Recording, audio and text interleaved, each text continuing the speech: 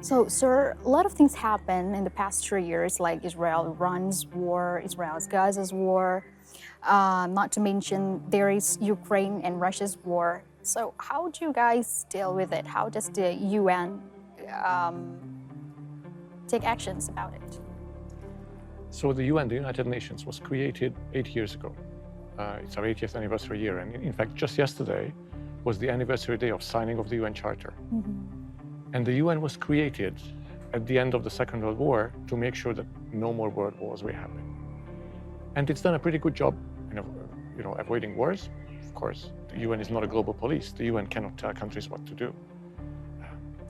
There's the Security Council, which was set up, and it's the victors of the Second World War that sit on the Security Council, and they are able to pass resolutions and take action against countries that start wars.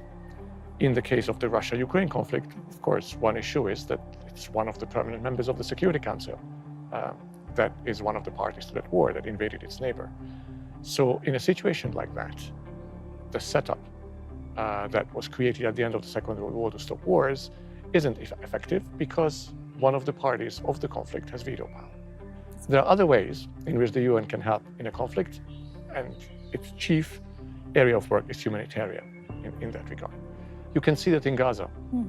In the Hamas-Israel war, a lot of people in Gaza are suffering. There's shortage of food, medicine. I mean, you see it in the news every day. The United Nations and its agencies make all the effort they can in order to provide humanitarian relief to the people who are suffering. With mixed success, but without the UN, things would be much, much worse. The UN is in a position to negotiate with all parties in a conflict for access to civilians for humanitarian work.